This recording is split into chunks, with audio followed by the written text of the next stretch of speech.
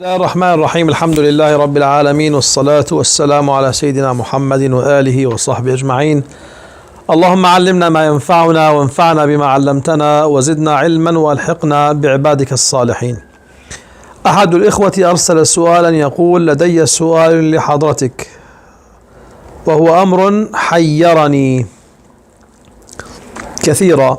كنت قد ذكرت من قبل جواز التوسل بالأنبياء والصالحين، وهذا أمر حساس ويشتبه على كثير من الناس،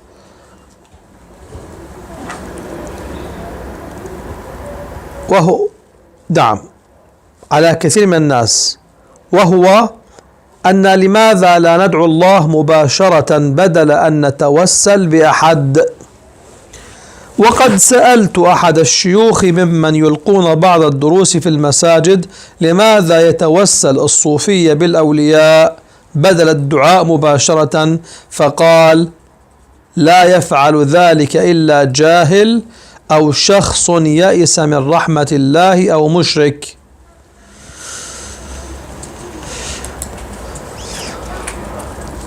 علمت أنك تكره أن يقال لك شيخ من تسجيل قديم، لكن اعذرنا، فهذا ما جرت عليه ألسنتنا عند مخاطبة أهل العلم. لا، أنا ما أكره كلمة الشيخ، لكن من البدع التي جاءت هي حينما تنادي الشيخ تقول له: يا شيخ يا شيخ شيخ يا شيخ شيخ. هذا ليس عبارة لطيفة، يعني هناك آداب معينة، مولانا أستاذنا سيدنا كذا، أي عبارة يعني يا أستاذ، أي عبارة تكون ألطف هكذا. أما يا شيخ شيخ شيخ هذه ليست يعني من الآداب، ولم نرها في علمائنا ولا في شيوخنا ولا في أساتذتنا ولا في إخواننا، ما رأيناها إلا عند المبتدعة. نعم، هذا سبب كره لها. أما لماذا لا تدعو الله مباشرة؟ إذا المشكلة عندك أنك ما تفهم التوسل. إذا فهمت التوسل سترتاح. ما هو التوسل؟ اسمع مني كيف أنا أتوسل. اسمع كيف أتوسل: اللهم يا رب بجاه سيدنا محمد رسول الله صلى الله عليه وسلم أصلح إخواننا هؤلاء الذين يكفرون المسلمين عن جهل. لاحظ كيف دعوت الله: يا رب يا رب أسألك بجاه حبيبك يا رب. اسمه هذا إيش؟ دعوته من؟ الله. طيب اقرأ سؤالك: لماذا لا تدعو الله مباشرة؟ أنا ماذا فعلت؟ قل يا رب يا رب. أنا دعوت الله مباشرة. بجاه فلان وجاه علان، هذا كله من ابتغاء الوسيلة، وابتغوا إليه الوسيلة. هذه الوسيلة تمام. كيف عرفنا أن هذه الوسيلة؟ من فعل الصحابة أهل اللغة. النبي عليه الصلاة والسلام ماذا قال؟ أنزل الله تعالى إليه وابتغوا إليه الوسيلة. الصحابة ماذا فعلوا؟ قالوا: اللهم إنا كنا نتوسل بنبيك. لاحظ، كنا نتوسل بنبيك، ونحن نتوسل بعمه العباس. كنا نتوسل بنبيك يعني كانوا يتوسلون بالنبي عليه الصلاة والسلام، والآن يتوسلون بنبيه عليه الصلاة والسلام. طيب أنا كنت أفعل ذلك، هل معناه أنه لا يجوز الآن؟ أنا كنت أتوسل بنبيك، هل هذا يدل على أنه لا يجوز أن أتوسل الآن؟ لاحظ، والله أنا كنت أذهب كذا كذا وكذا، هل معناه أنه يمنع أن أذهب الآن؟ لا أبدا، إلا في عقل الوهابي. ثم النبي عليه الصلاة والسلام قال للأعمى: قل اللهم إني أتوجه إليك بنبيك محمد نبي الرحمة. لا سيدنا عمر ولا غير سيدنا عمر يستطيع أن يخصص ما أطلقه النبي عليه الصلاة والسلام، وعمر لم يدعي ذلك. إنما فهم الوهابية لهذا. كيف فهموا؟ فهموا أنه يعني ما دام عمر توسل بالعباس فإذا لا يجوز التوسل بالنبي. أبدا، هذا لا يدل، أبدا لا يدل، لا من قريب ولا من بعيد. لو قال عمر: وقد نهانا رسولك عليه الصلاة والسلام أن نتوسل بالعباس، لقلنا والله قد نهانا النبي، فهذا قول صحابي، نهينا وأمرنا، له حكم المرفوع، لكنه لم يحصل. ثم لما جاء الإمام أحمد وأجاز التوسل بالنبي عليه الصلاة والسلام، رأينا الألباني يقول: بدعة وإن أجازه الإمام أحمد. لاحظ كيف اتباع السلف، كتاب وسنة فهم السلف، الكتاب نرفضه، السنة نرفضها، كلام السلف إذا وافق الهوى إذا خالف الهوى أيضا نرفضه. ثم تأويلات عجيبة غريبة ما أنزل الله تعالى بها من سلطان. حينما أقول اللهم يا ربي على نفس الصيغة التي علم بها النبي عليه الصلاة والسلام، أنا في هذه الحالة توجهت إلى الله ولم أتوجه إلى أحد دون الله، فالاعتراض سقط. ما هو الاعتراض؟ نعود نقرأ السؤال: فلماذا لا ندعو الله مباشرة بل دعونا الله تعالى مباشرة؟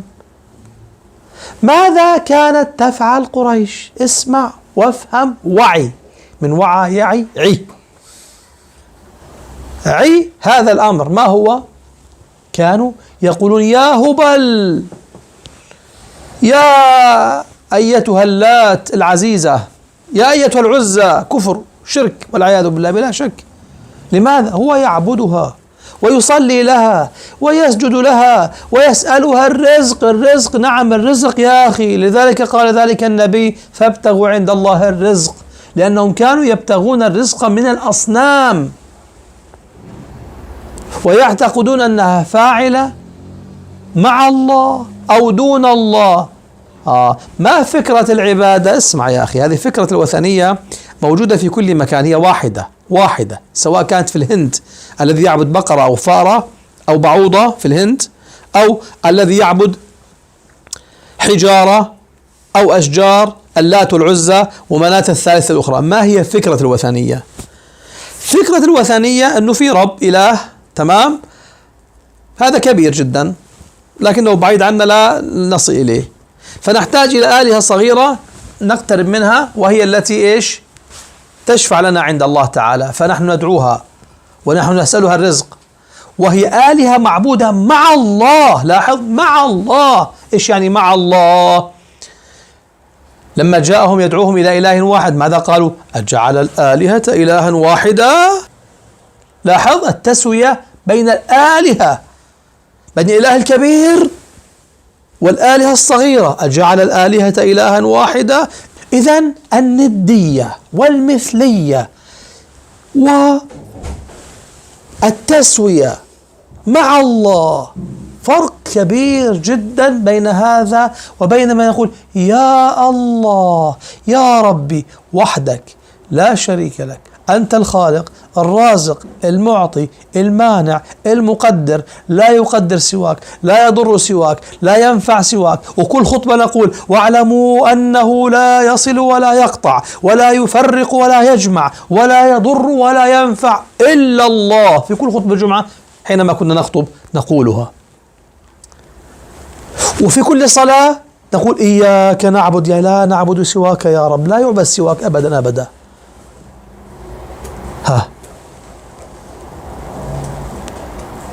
وفي كل أذان أشهد أن لا إله إلا الله وأن محمد رسول الله. جاء الخرافة الوهابية، ما أستطيع أقول عقل وهابي لأن العقل والوهابية يتنافيان، وقال لا لا لا لا ابن عبد الوهاب هؤلاء إياك نعبد ما يفهمونها، لا إله إلا الله ما يفهمونها، لا يصل ولا يقطع ولا يفرق ولا يجمع ولا يضر ولا ينفع، لا يفهمونها. لماذا؟ لأنهم يقول يا الله بجاه رسولك محمد عليه الصلاة والسلام.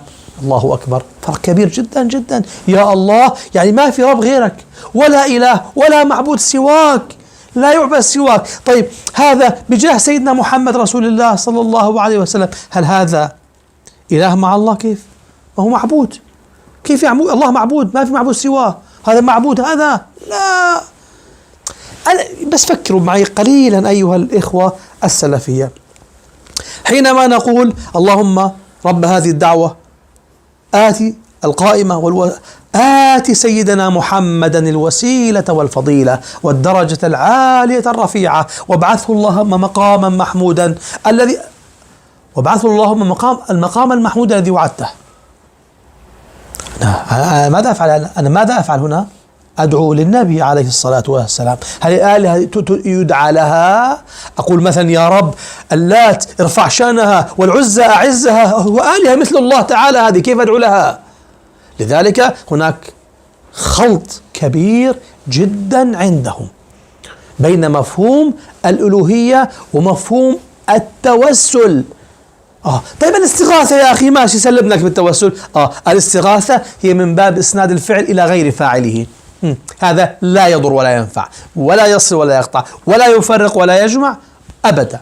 طيب لماذا تقول بها؟ دعك منها، لأن النبي قالها. والله يا أخي قالوا قل يا محمد، هكذا قال قل يا محمد، هو هكذا قال النبي عليه الصلاة والسلام. وفي الحديث الصحيح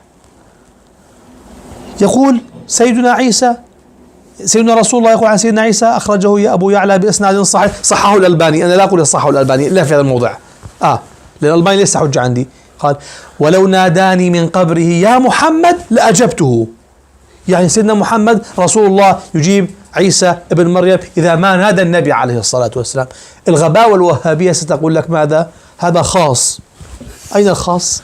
من الخصوصيات حيث قام دليلها كوصله الصيامة. لذلك تعلموا يا جماعة، نحن لا ندعو إلا الله ولا نقصد إلا الله سبحانه وتعالى، وليس عندنا معبود ولا أحد يستحق العبادة، يدفن يستحق العبادة، يذهب الغائط ويقضي حاجة يستحق العبادة. اتقوا الله، ما لكم كيف تحكمون؟ واحد يقضي حاجته ويجلس على الكرسي حمام، هذا يعبد؟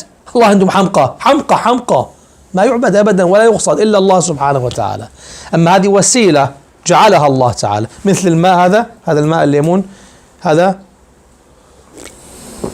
يخفف ضغط من الرد على هؤلاء المساكين، ولا حول ولا قوة إلا بالله العظيم.